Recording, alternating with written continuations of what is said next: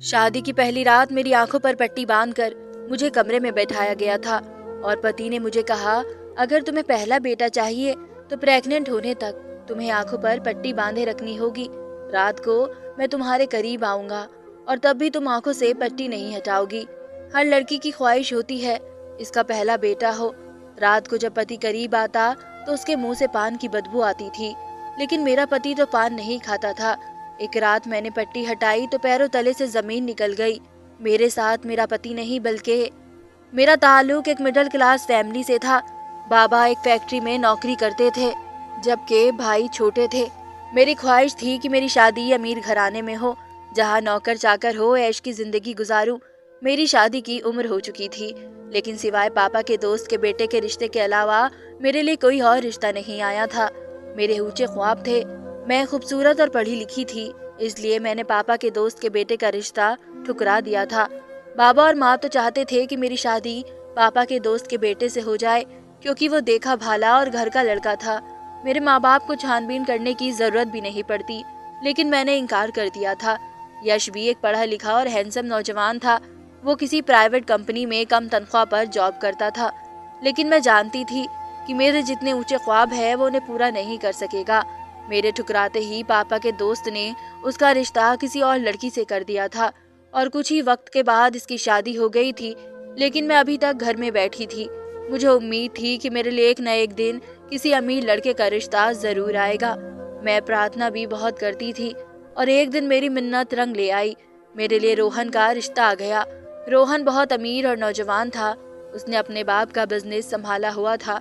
उनके गांव में जमीन भी थी, शहर में दुकान भी थी, जिनकी वजह से उन्हें हर महीने लाखों रुपए मिलते थे। जब रोहन की माँ और बहनें मुझे देखने आई थी तो रोहन भी उनके साथ था। मेरे माँ बाप को रोहन पसंद आ गया था। मैंने भी रोहन को देखा तो वो मुझे अच्छा लगा था। बाबा ने रोहन के बारे में मामूली सी छानबीन की और रिश्ते के लिए हाँ कर दी। कुछ ही वक्त के बाद मेरी रोहन के साथ धूमधाम से शादी हो गई।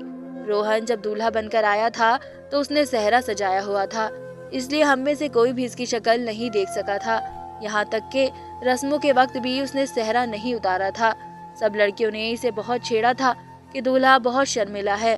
विदा होकर जब मैं रोहन के घर पहुंची तो मुझे रोहन के कमरे में ले जाने से पहले मेरी सास ने अपने पर्स से एक पट्टी निकाली और कहने लगी, बहू, हमारे यहाँ एक रस्म है जिसे निभाना बेहद जरूरी है। अगर तुम चाहती हो कि तुम्हारी औलाद में पहले बेटा हो तो ये पट्टी तुम्हें अपनी आंखों पर बांधनी होगी। ये पट्टी तुम इस वक्त तक बांधे रखोगी जब तक तुम प्रेग्नेंट नहीं हो जाती। हाँ, अगर तुम्हारा पति काम पर चला जाएगा तो तब तुम ये पट्टी उतार सकती हो, लेकिन जब तुम्हारे पति के आने का वक्त होगा तो तुमने पट्टी आंखों पर बांध लेनी है। सास की बातें सुनकर मुझे अजीब भी लगा।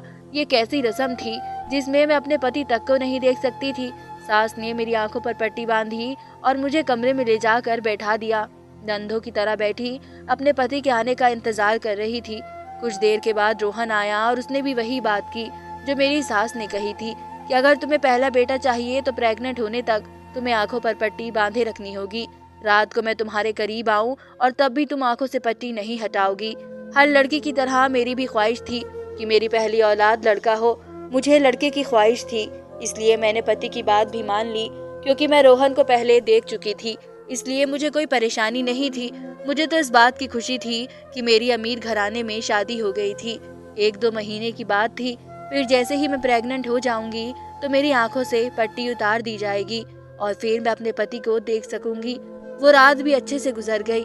अगले दिन रिसेप्शन था, वो हो न सका क्योंकि मेरे पति का बिजनेस के सिलसिले में दूसरे शहर जाना पड़ गया था। रोहन ने कहा था कि अगले महीने हम रिसेप्शन रख लेंगे। मेरा कमरा बहुत बड़ा और शानदार तरह से सजाया गया था। सब जगह टाइल्स लगी हुई थी। अटैच बाथरूम था और इतना बड़ा बाथरूम था जितना मेरे घर का एक कमरा था। शादी से पहले मेरी सास ने मेरे माँ बाप से दहेज लेने को मना कर दिया था। सास ने कहा था कि हमें दहेज की कोई ज़रूरत नहीं है, हमारे पास ऊपर वाले का दिया सब कुछ है। इसलिए मना करने के बावजूद माँ ने मुझे सोने का एक सेट दिया था। बाकी सब खर्च रोहन के घर वालों ने पूरे किए थे। मैं बड़े से कमरे में चल फिर कर खुद को हवा में उड़ता महसूस कर रही थी। मैं दिल ही दिल में खुश हो रही थी कि मेरी शादी मेरे पापा के दोस्त के बेटे से नहीं हुई। इसका घर भी छोटा था। इसका अपना कमरा इतना था जितना मेरे कमरे का अटैच बाथरूम। मैंने बचपन से जवानी तक गरीबी ही गरीबी देखी थी। अच्छे अच्छे कपड़े और जूते को तरसती थी।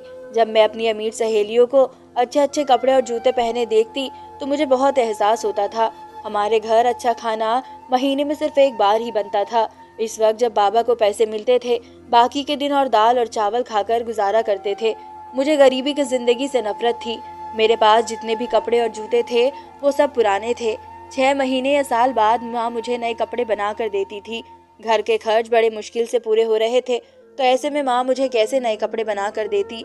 लेकिन अब क्योंकि मेरी अमीर घराने में शादी हो चुकी थी, इसलिए अब मैं डट कर अपनी ख्वाहिश पूरी कर सकती थी। मेरी अलमारी में सास ने नए नए कपड़े और जूते मंगवा कर रख दिए थे और मैं उन्हें देख देख कर खुद पर नाज करती रहती थी और खुद को दुनिया की सबसे खुशकिस्मत लड़की समझती थी। मेरे लिए पैसे ही सब कुछ थे। जिसके पास पैसे नहीं है इसकी कोई इज्जत नहीं है। कोई रिश्तेदार भी इसे मुंह नहीं लगाते।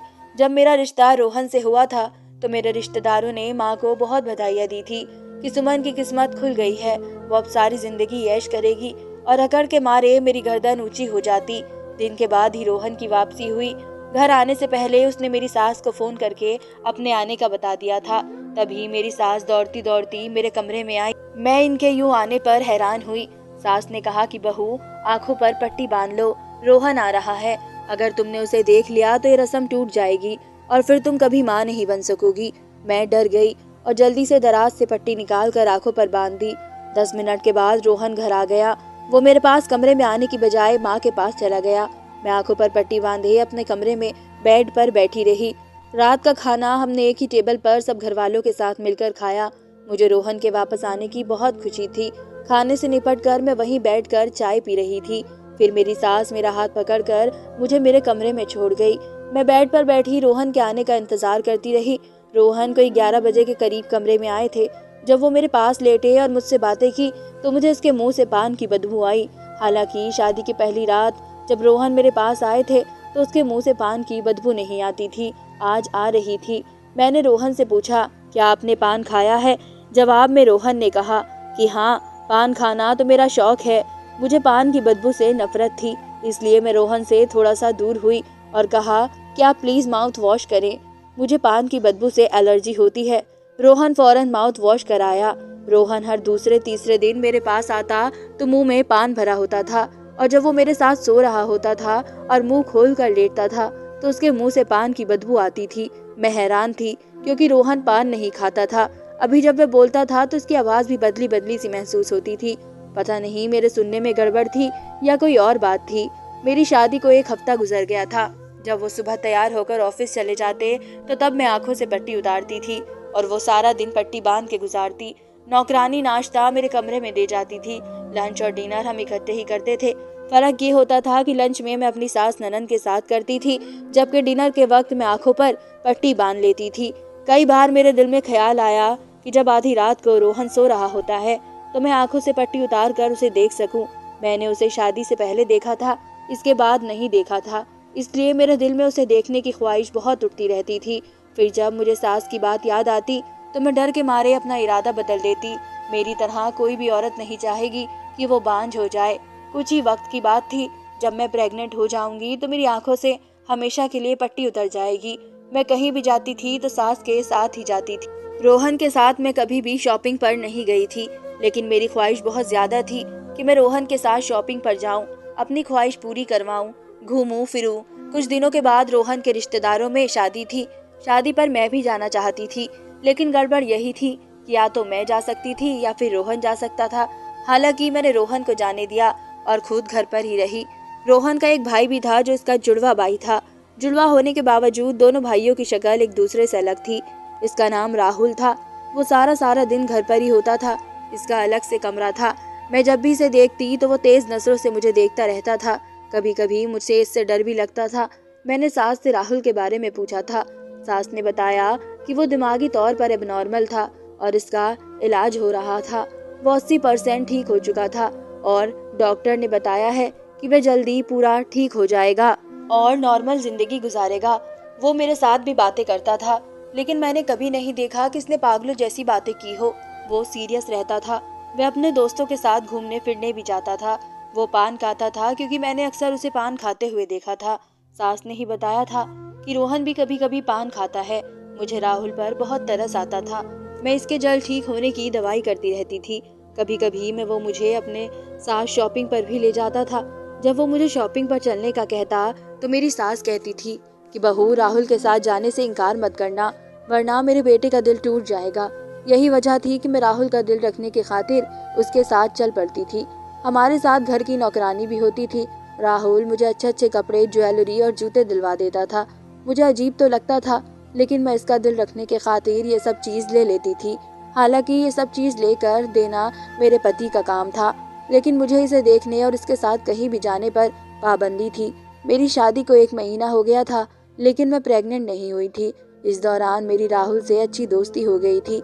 हमारी दोस्ती होने पर मेरी सास या मेरे पति रोहन ने कभी कोई एतराज़ नहीं किया था। रात को जब रोहन मेरे पास आता तो मैं उसे दिन भर की दास्तां सुनाती थी। वो कोई ध्यान नहीं देता था, ज्यादातर हूँ हाँ में ही जवाब देता था। मैं रोहन के पान खाने की आदत की भी आदी हो गई थी। कभी कभी मुझे अच्छा नहीं लगता था। मैं रोहन से कहती थी कि वो पान ना खाया करे। वो मेरी बात मान जाता था और मैं अंदर ही अंदर ये सोचती रहती कि काश मैं जल्द से जल्द प्रेग्नेंट हो जाऊं, ताकि मेरी आंखों से पट्टी उतर जाए और मैं अपने पति को देख सकूं, इससे खुलकर बातें करूं और इसके साथ घूमने फिरने जाऊं। शादी के बाद से मैं माँ के घर भी नहीं गई थी। हर दूसरे तीसरे दिन माँ और बाबा से फोन पर बात हो जाया करती थी। मुझे खुश देखकर वो भी खुश हो जाते थे। वैसे भी माँ बाप की खुशी उनकी औलाद की खुशी में ही छुपी होती है। एक दिन फिर पता चला कि रोहन को बिजनेस के सिलसिले में दूसरे शहर जाना पड़ गया है, तो वह चला गया। इसकी वापसी कब होनी थी ये इसने नहीं बताया था। मैंने सास से पूछा था, उसने बताया कि रोहन को 3-4 दिन लग सकते हैं। मैं खामोश हो गई थी। जाहिर बात है, बिजनेस के सिलसिले में तो वो अक्सर शहर से बाहर जाते रहते थे। 3 दिन ही गुजरे थे कि रोहन बिजनेस टूर से वापस आ गए। आने से पहले जब उन्होंने सास को खबर दी तो सास ने मेरी आंखों पर पट्टी बंधवा दी। मैं सोचती थी कि काश मेरी सास मुझे बताना भूल गई होती तो मैं रोहन को अपने पास देख सकती। मैं एक बार फिर पट्टी बांधकर कमरे में बैठ गई। इस रात रोहन कमरे में देर से आया था। मैं इस दौरान उसका इंतजार करते करते सो गई थी। कभी कभी मुझे रात को प्यास महसूस होती थी तो मैं उठकर पानी पीती थी। रात के किसी वक्त मुझे प्यास महसूस हुई तो मेरी आंख खुल गई। मुझे पान की बदबू महसूस हुई। शायद इस रात रोहन ने पान खाया था और मुंह वॉश किए बगैर ही सो गया था। सोते वक्त अचानक मेरी आंखों से थोड़ी सी पट्टी हट गई थी। मैंने नाइट बल्ब की रोशनी में रोहन की तरफ नजर दौड़ाई तो मैं चौंक पड़ी। मैं जल्दी से बिस्तर से उतर गई। मैं बेड की साइड से घूमकर रोहन की तरफ वाली साइड पर आई और गौर से रोहन को देखा तो मेरी रूह फना हो गई। मुझे अपने पैरों के नीचे से जमीन खिसकती हुई महसूस हुई। मेरे साथ जो आदमी सो रहा था वो रोहन नहीं, उसका अब नॉर्मल भाई और मेरा देवर राहुल था। इसके मुंह से पान की बदबू के भपके निकल रहे थे। मुझे बड़ी घिन महसूस हुई, लेकिन मेरी समझ में नहीं आ रहा था कि मेरे बेड पर राहुल क्यों सो रहा था। रोहन कहाँ था? मैंने शोर मचाना चाहा कि अचानक राहुल की आंख खुल गई और वो उठकर बैठ गया। मैंने चिल्लाकर राहुल से पूछा कि राहुल, तुम मेरे कमरे में क्या कर रहे हो? रोहन कहाँ है? राहुल ने उठकर मेरे मुंह पर हाथ रख दिया और कहने लगा, सुमन, शोर मत मचाओ, सब जाग जाएंगे। मैं ही तुम्हारा पति रोहन हूँ। मैंने उसे धक्का दिया और बोली, नहीं, तुम झूठ बोल रहे हो। तुम्हें मेरा पति कहते हुए शर्म नहीं आई? मैं तुम्हारे भाई की अमानत हूँ और तुम अपने भाई की अमानत पर डाका डालने आए हो। मैं भी जाकर सबको बताती हूँ। मैं बाहर जाने लगी तो राहुल ने मुझे पकड़ लिया। मैंने इसकी पकड़ से खुद को छुड़ाने की कोशिश की, लेकिन नाकाम रही। रोहन ने मुझे बेड पर बैठाया और मेरे सामने बैठने के बाद कहने लगा, देखो सुमन, मैं सच कह रहा हूँ। मैं ही रोहन हूँ और तुम्हारा पति हूँ। तुम्हारी शादी मुझसे हुई है। मुझे राहुल की बातों पर किसी सूरत यकीन नहीं आया था। मुझे इससे घिन आ रही थी, जो अपने भाई की अमानत पर अपना हक जता रहा था। मैंने जोर जोर से शोर मचाना शुरू कर दिया। रोहन ने मुझे चुप करने की बहुत कोशिश की थी। मुझ पर जुनून सवार हो चुका था। ये सोचकर ही मुझे घिन आ रही थी कि उसने मुझे छुआ था।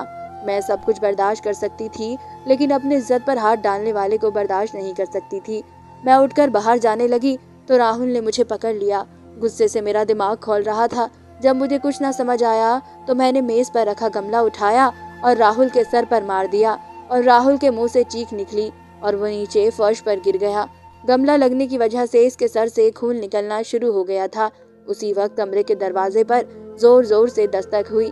मैंने भागकर दरवाजा खोला। बाहर मेरे सास, ससुर, ननंद और रोहन खड़ा था।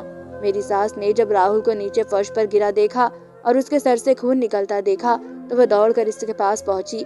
बाकी लोग भी इसके पीछे दौड़े आए थे। शुक्र था कि राहुल को ज्यादा चोट नहीं लगी थी। मेरी सास ने मुझसे हैरत से पूछा कि तुमने ऐसे गमले से क्यों मारा है और रात को इस वक्त क्यों शोर मचा रही हो। मैंने उसे सारी बात बता दी कि रोहन भागकर मेडिकल बॉक्स लेकर आया और राहुल के सर की मरहम पट्टी की। वो होश में था। मेरी सास ने मुझे पकड़कर सोफे पर बैठाया और कहने लगी, देखो बहू, इसने तुम्हें जो कुछ बताया है सच बताया है। इसका नाम रोहन है और यही तुम्हारा पति है। इसी से तुम्हारी शादी हुई है। राहुल मेरे दूसरे बेटे का नाम है। सास के मुंह से ये सुनकर मैं हैरत में पड़ गई थी। मेरी हालत ऐसी थी कि काटो तो बदन से खून नहीं। मुझे अपनी किस्मत पर यकीन ही नहीं आ रहा था। मैंने नहीं में सर हिलाते हुए कहा कि नहीं माँ, ये नहीं हो सकता। आप झूठ बोल रही हैं। ये रोहन नहीं हो सकता। ये तो राहुल है। रोहन तो कभी भी पान खाते हैं और ये रोजाना पान खाता है। मैंने ससुर से भी बात की तो उन्होंने भी यही कहा कि ये सच है, यही रोहन है और तुम्हारा पति है। मेरी बीवी ने तुम लोगों के साथ धोखा किया था। मेरे ससुर इससे आगे कुछ बोलते, मेरी सास ने उन्हें बीच में रोक दिया। आप ये क्या कह रहे हैं? मेरे ससुर गुस्से से बोले, तुम चुप रहो। कब तक तुम बहू को धोखे में रखती? आखिर एक न एक दिन तो सच सामने आ ही जाना था। मेरी सास खामोश हो गई और उसने शर्मिंदगी के मारे सर झुका लिया। मेरे ससुर उठकर मेरे पास आए और मेरे सर पर हाथ रखकर कहने लगे, बहू, मैं तुम्हें सारी बात बता देता हूँ ताकि तुम किसी गलत फहमी में न रहो। मेरे 2 जुड़वा बेटे हैं। तुम्हारे पति का नाम रोहन है जो पान खाता है, जबकि दूसरे का नाम राहुल है जो तुम्हारा देवर है। रोहन जब पैदा हुआ था तो एबनॉर्मल था। इसका इलाज कराया गया था, वो ठीक हो गया था, लेकिन कुछ वक्त पहले इसकी हालत खराब हो गई। हमने डॉक्टर को दिखाया तो डॉक्टर ने इसका यही इलाज बताया कि अगर इसकी शादी कर दी जाए तो ये ठीक हो जाएगा।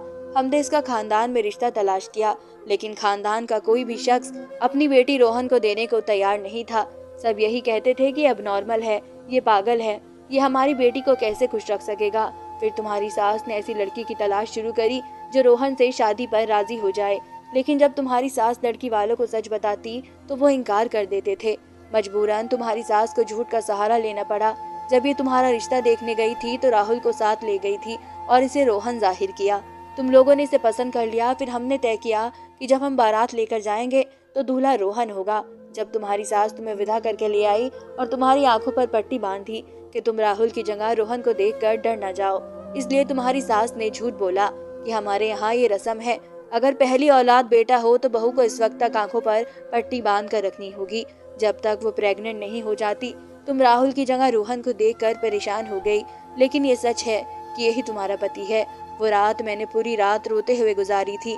मैंने ऐशो आराम की जिंदगी मांगी थी, बड़े बड़े ख्वाब देखे थे, लेकिन मेरे साथ वो हो गया था जिसे मैं सोच भी नहीं सकती थी। मैं माँ और बाबा को भी फोन करके नहीं बता सकती थी। वो पहले ही गरीबी के हाथों परेशान थे।